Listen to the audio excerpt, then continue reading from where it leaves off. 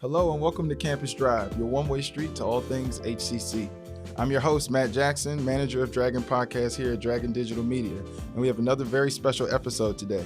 Today we're going to be talking with Fahimeh Vahdat, an amazing and outstanding artist, as well as a professor. We're going to be talking about some of her most notable achievements, what's behind her artistry, and great things that you can expect from her in the future. Welcome to Campus Drive.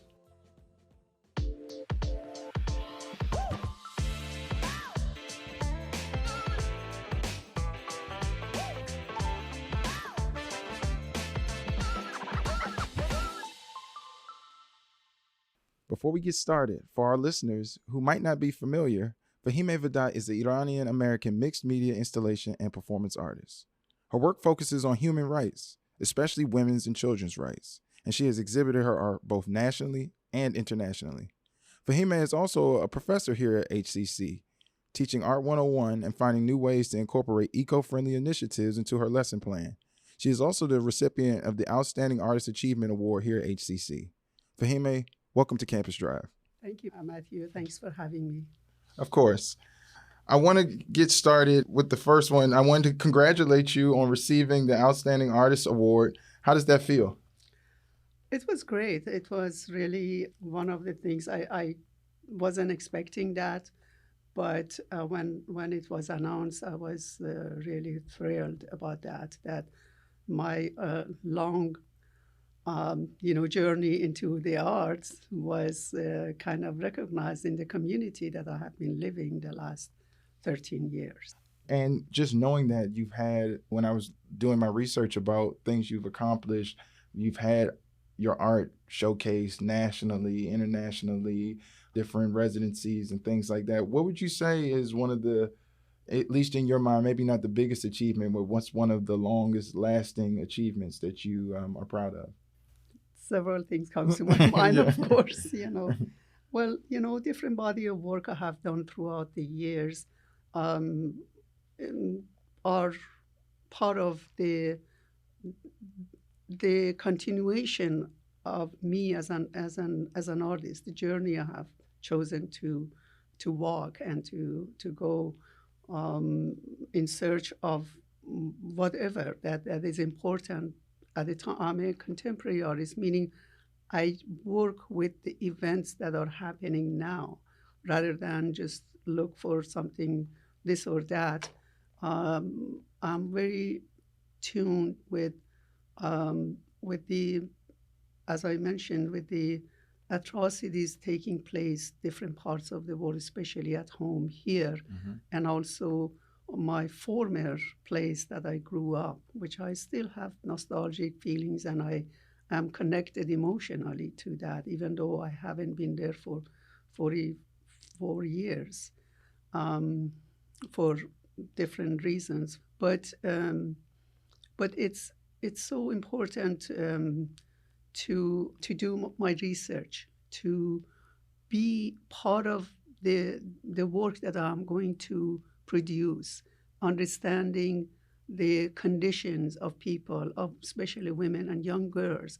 I'm one of the few artists who deals with children's related issues, and that mostly are violence against especially young girls. And of course, these days, young boys are as much in danger in terms of whether it's sexual trafficking, sex trafficking, or the violence, domestic violence, especially against them. So this has been a continuous focus of my work throughout these past 30 years or so, that I have been, as I mentioned, continuously with discipline, have been working. And that's a big, one of my standards that I said there are three, is having that discipline. Without discipline as an artist, you can't really get to be an older artist, because if you are a young artist and you just here and there you want to do something,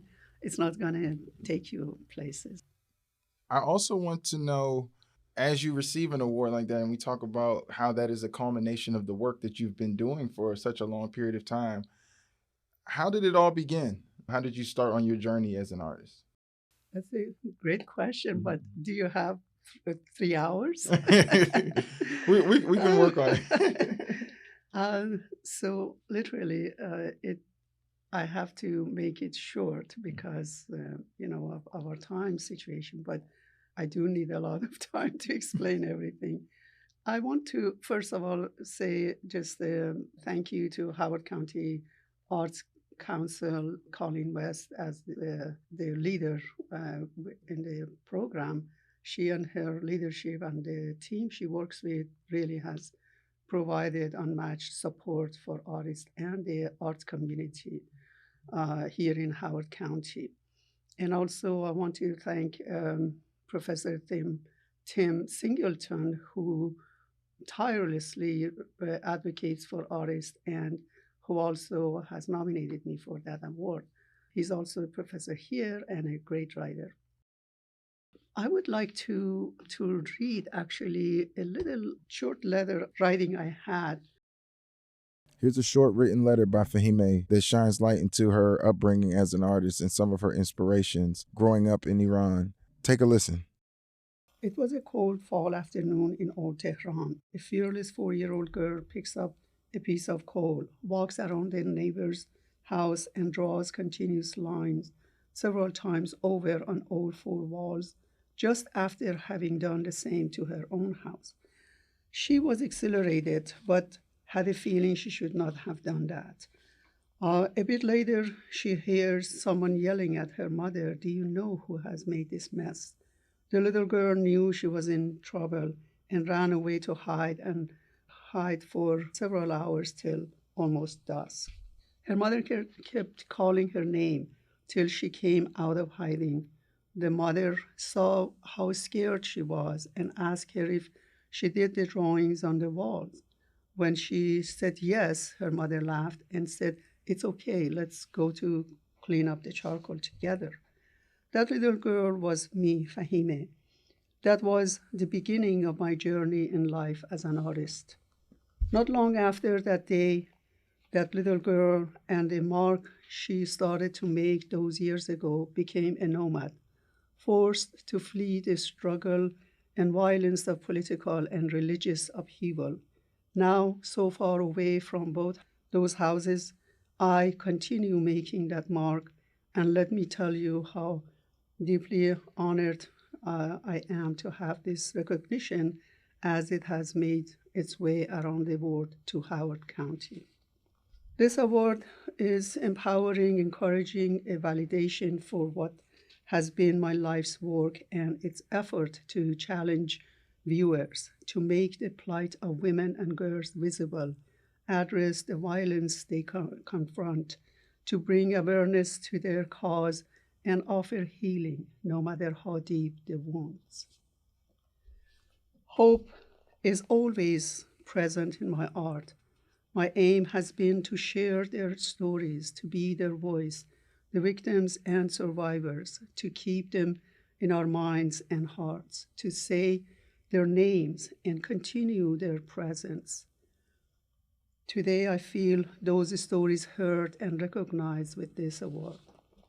With my art, I question the atrocities inflicted on human beings by the misuse of power. I introduce collaboration and working on projects that could give voice to voiceless and highlights beauty in diversity of cultures and minorities. I investigate the facts and insist on hopeful outcomes, accentuating the resiliency of the human spirit under even the harshest conditions. As I close, I want to share this award with the young dreamers wherever they are. Believe in yourselves when no one else does. Do not be afraid of making your mark. It belongs to this world. Finally, I dedicate this award to my mother, who instilled in me courage to be fearless, and to my father, who recently joined her in heaven.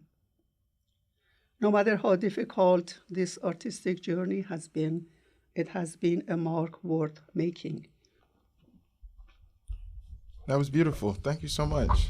And Thank you. I loved hearing about, don't be afraid to make your mark. I think that was a very powerful message. And You can see that represented in your art and just the way that you carry yourself. So those are very beautiful and touching words. Considering that, I'm interested to find out, what excites you as an artist and what keeps you inspired. That's a good question, actually. And I try to bring this into my classroom as well to instill excitement and curiosity to my class, to my students.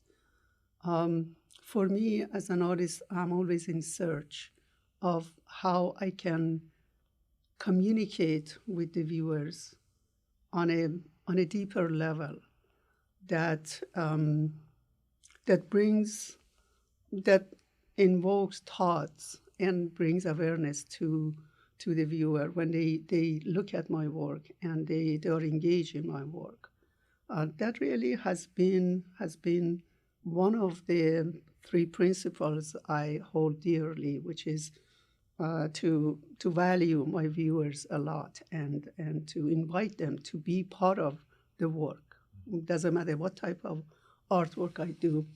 And because I'm such a diverse artist in different mediums and processes in my own work and also in my teaching, I'm always busy. I can, if I have time, that's all I would be doing, making art that that is meaningful and connects to people.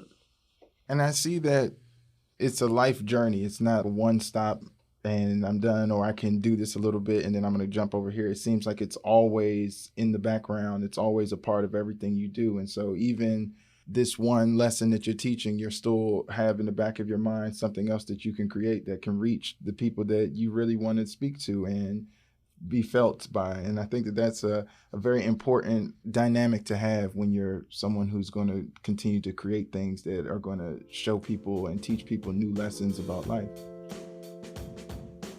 We're going to take a quick break and we'll be right back. You're listening to Campus Drive on Dragon Podcast.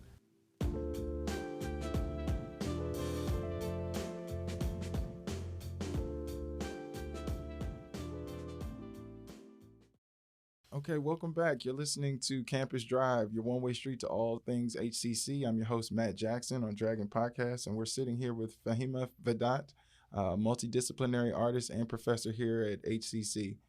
As we jump back in, I want to talk more about you as a professor here at HCC.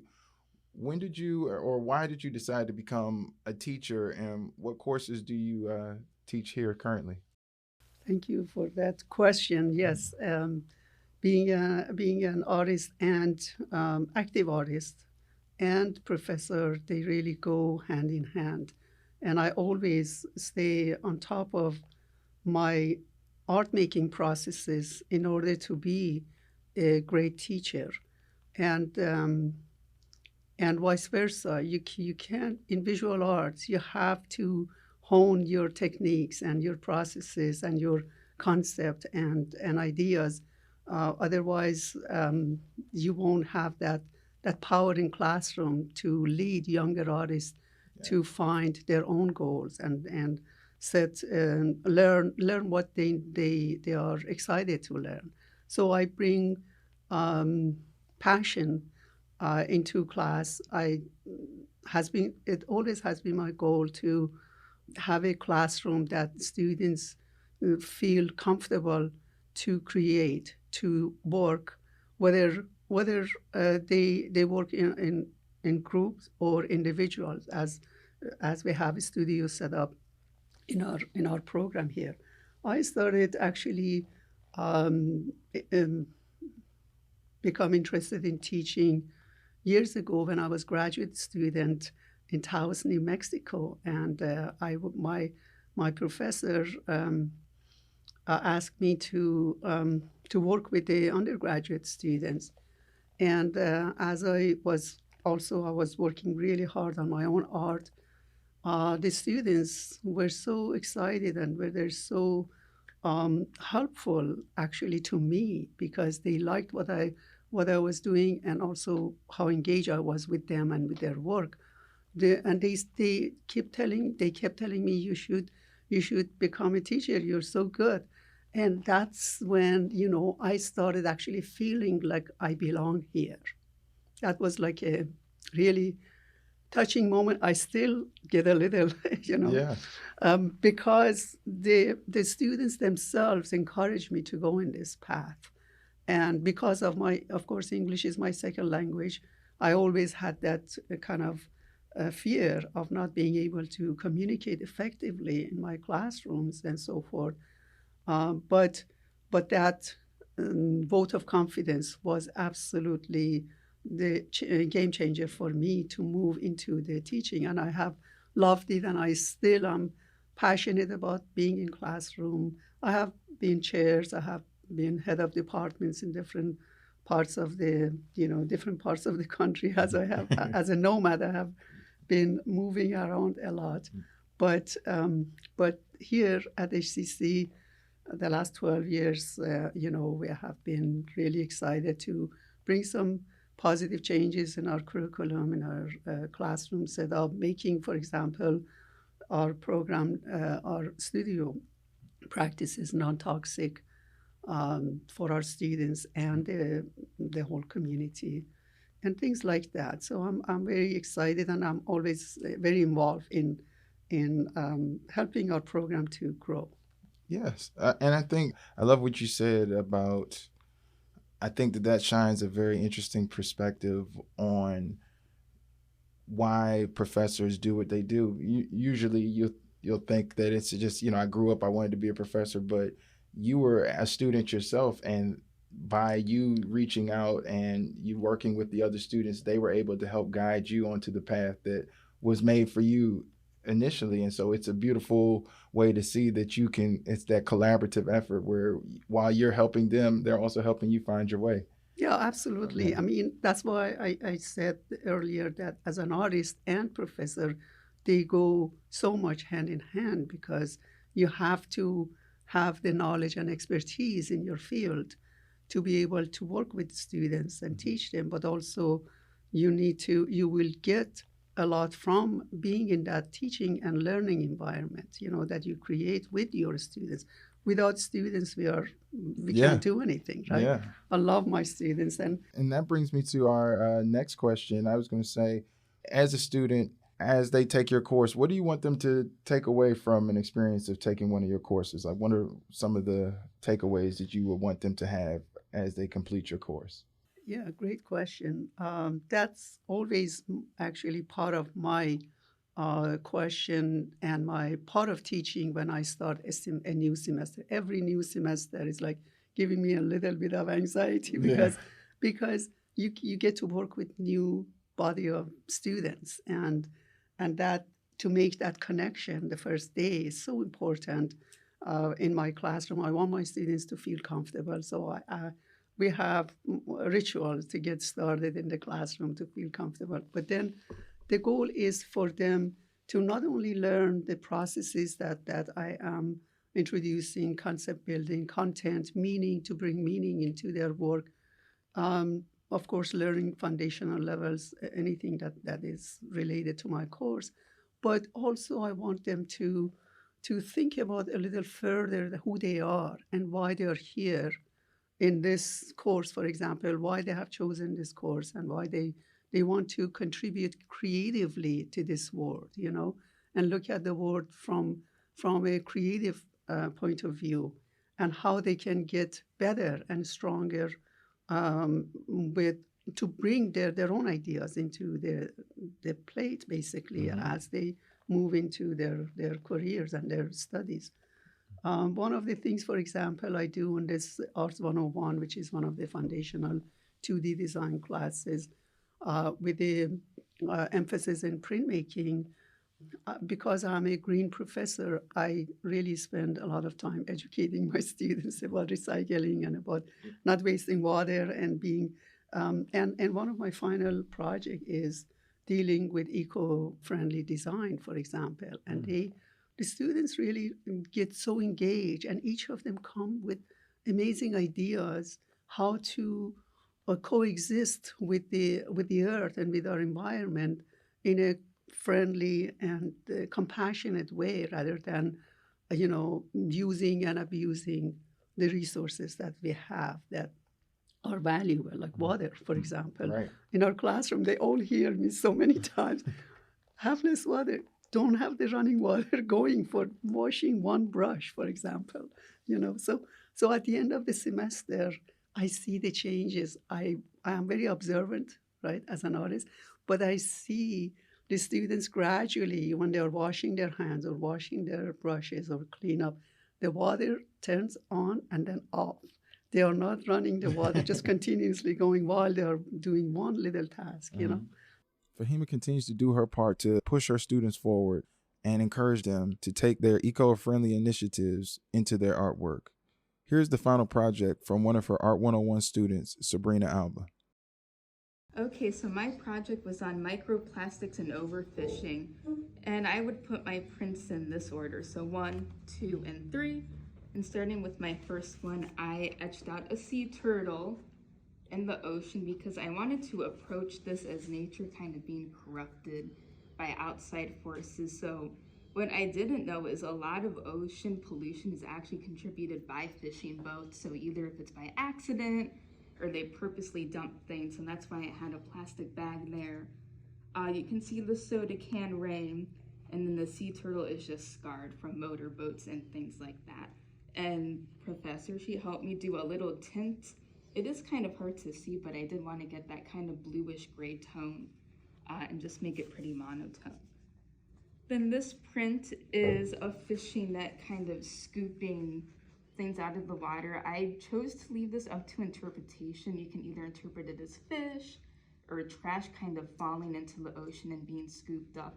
And I did this because another thing I didn't know is that a lot of trash in the ocean is actually scooped up by these boats. So you have fishing boats that dump it, you have boats that scoop it up and just throw it back in again. And you also have a lot of sharks being drawn up in nets, whales. Whaling is still big in a lot of parts of the world. And just overall, I wanted to make this print look really bleak. So I did use different brush strokes.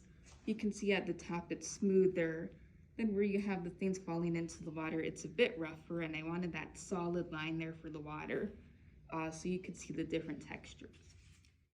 Just listening, you can understand why it's so important that students incorporate the world around them into their art, as she explains why this assignment is so integral to their learning process. Of course, learning foundational levels, anything that is related to my course, but also I want them to think about a little further who they are and why they are here in this course, for example, why they have chosen this course and why they want to contribute creatively to this world, and look at the world from a creative point of view and how they can get better and stronger to bring their own ideas into the plate, basically, as they move into their careers and their studies. One of the things, for example, I do in this Arts 101, which is one of the foundational 2D design classes, with the emphasis in printmaking, because I'm a green professor, I really spend a lot of time educating my students about recycling and about not wasting water and being, and one of my final project is dealing with eco-friendly design, for example. The students really get so engaged, and each of them come with amazing ideas how to coexist with the earth and with our environment in a friendly and compassionate way, rather than using and abusing the resources that we have that are valuable, like water, for example. Right. In our classroom, they all hear me so many times, have less water. Don't have the running water going for washing one brush, for example. So at the end of the semester, I see the changes. I am very observant, right, as an artist, but I see the students gradually, when they're washing their hands or washing their brushes or clean up, the water turns on and then off. They are not running the water just continuously going while they are doing one little task, So that is an accomplishment. But the students also feel there is a camaraderie in my classes, that students feel comfortable to to work together, collaborate, talk. This discussions are really important part of the work that we do in classrooms. So I want them to really connect with themselves, but also with their environment, with each other at that level. Yes. That's great. So I was saying there's different things that you've learned as you've grown as an artist. Do you see little parts of yourself in the different students? Can you like identify some of the curiosity, some of the drive, some of the creativity in your students that you saw in yourself as you were growing up? Absolutely. Yeah, absolutely. I'm very keen in like finding ways that I can identify their strength in order to help them, guide them, and suggest or discuss with them individually. I meet with students on an individual basis as well to make that connection. That why you have chosen this assignment for this topic for this assignment, for example. And when they talk about their goals and their dreams and what they want to do, it's just I feel fortunate to have a lot of experiences that I can share with my students, guide them and help them. So this is not for me. It's a serious business. It's not like, okay, it's my job. I just do it, and I go home. I'm done. I stay. I work with students. If they need extra help, I'm always available, because I think when they see how much I want to help them, they become more excited about what they want to do, and therefore they put more effort in. Actually, it's amazing how much of the high standard I have in my classroom transfers into my students with their work. At the end of the semester, right now I'm in heaven, because I see the hard, and I tell you, my classes are hard, and I have mentioned that students work the minute they are in the classroom till they leave. And but the whole thing is they realize how much they actually have learned at the end of the semester. They see the fruit of their hard work, and that's so satisfying for me. Every semester is like that. I'm sure that they're very grateful to have a professor that's going to push them, and you offer them that creative freedom, but there's also this sense of gravitas, this sense of seriousness that you're here to work and you're here to learn. And some of these lessons aren't going to be as easy as you would like them to be, but they're going to be more beneficial than you think that they actually would be. And so I think that that's a beautiful balance to bring to the classroom. I think that the students here at HCC have a lot to be gained from working with you and learning from you.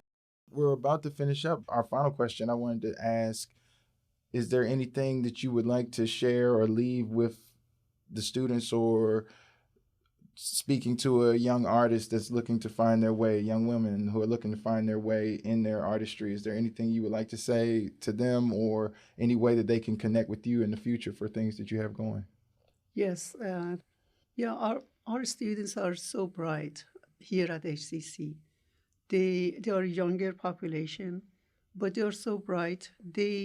What I recognize is that they need to have a little more discipline in everything they do, to set that goal and knowing what they want to do. Just initially, I am always excited about change and new ideas that I work and new ways of representing my work. Like I have been doing a lot of performance art, street performance art, the last 3 years in Washington D.C. area, just because of the cause I am really passionate about, especially women's right and women's freedom, and the movement that started back in Iran and like 2 years ago. So I have these performances take courage, to be on the street, to do these things, and but it also encourages other people, especially young women, to get involved, to know that they can express themselves, their ideas, their art, and they reach out, in that sense. My students here at HCC, they are bright, as I mentioned. they know, most of the time they know what they want to do, and it's just a matter of putting that effort in during the process of the whole semester. They have made that commitment, but they have to keep that commitment going and completing each program they are in, each courses they are in. So I'm very very much in encouraging them to take a bigger step, to take the classes, like let's say in the arts or design, that you don't know what it is. You have no idea what this printmaking, for example, course is. And that's how I fell in love with printmaking. I had no idea what printmaking was, and I see how many of my students from the past, they are well-known artists, professors themselves, and doing all this amazing work, but because they stumble upon a course like printmaking that I was teaching, for example. So staying curious, putting a lot of effort, continuously working, having that discipline, and keep your passion and dream alive. That's what I share with my students and for my own work. I'm excited to be in my studio right now and putting some work up. I have my website is called fahimehvahdat.org. I'm still uploading some of the older work, but I have a very comprehensive website, which is at Baker's Artist Award, and that I have been finalist for multidisciplinary artist the last 2 years, and hopefully I'll get the recognition soon, right? But yeah, that's how people. But I'm always available. I tell my student, when you are my student this semester, I'm always available to mentor you and to work with you, which I still do actually, from different countries even. I still have, I'm in touch with some of my former students. That's amazing. And it's such a blessing to have you here. Just knowing about how much you've accomplished. Have you been a champion to women's rights and for art, and just helping the students here at Howard Community College take that next step, can keep their dreams alive and continue to put their best foot forward, even in things that they're not familiar with, so that they can broaden their horizons and continue to grow. And I think that that's the biggest thing that we can take away, is just that you can continue to become better regardless of what you thought you came here for. You're going to leave with something even more impactful and empowering if you open your mind up to the possibilities. I really appreciate you for taking the time to share your story with us, and that you've continued to pour into the student body here, and you've continued to push the boundaries with your art. And I just hope that you continue to do everything you've been doing, and that we can continue to support you from HCC. Thank you very much, Matthew, for having me. I appreciate that. It was great. Of course. And thank you guys, to the listeners. Thank you for listening to Campus Drive. This episode will be available on all podcast streaming platforms as well as Podbean. And you can follow us at podbean.com/Dragon Podcast, as well as at Dragon Podcast on all social media. Thank you guys for listening, and we'll catch you guys on the next episode of Campus Drive.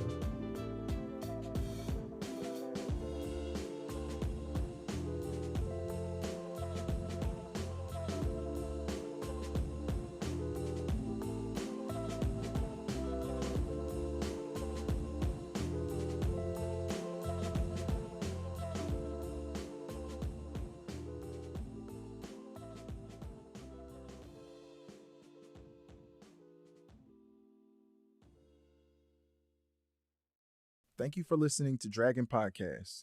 You can find this episode and all other Howard Community College podcasts available for your listening pleasure on all streaming platforms, as well as Podbean at podbean.com/Dragon Podcast. Thank you for listening.